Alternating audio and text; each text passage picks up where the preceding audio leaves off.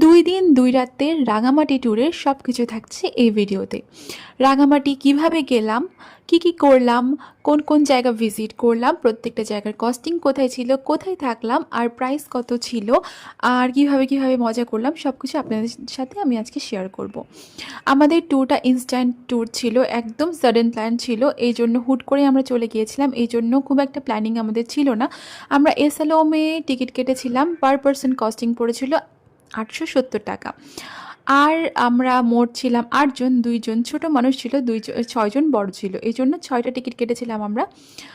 তারপর আমরা বাসে উঠে চলে গেলাম আমাদের হোটেলে। আমরা হোটেলের রুমও ওইভাবে বুক করতে পারিনি। আমরা যেই রুম পেয়েছি সেই রুমটাই আমরা ফাইনাল করে ফেলেছিলাম।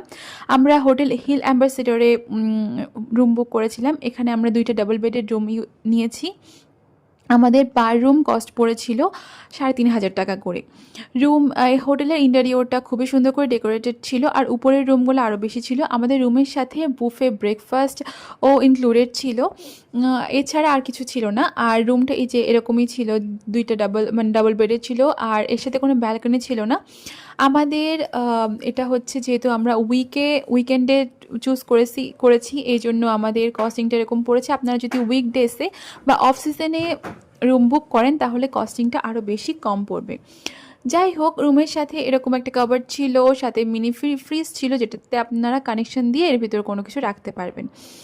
এটাই ছিল আমাদের রুম। যাই হোক, আমরা ফ্রেশ হয়ে বের হয়ে যাচ্ছি ঘোরার উদ্দেশ্যে। ফার্স্টে আমরা ব্রেকফাস্ট করব, কিন্তু ব্রেকফাস্টের আগে আমাদের হোটেলের পাশেই বাস কাউন্টার ছিল, সেখানে আমরা বোটও বুক করতে পারতাম। এই জন্য আমরা আমাদের মানুষ অনুযায়ী একটা বোট বুক করেছিলাম।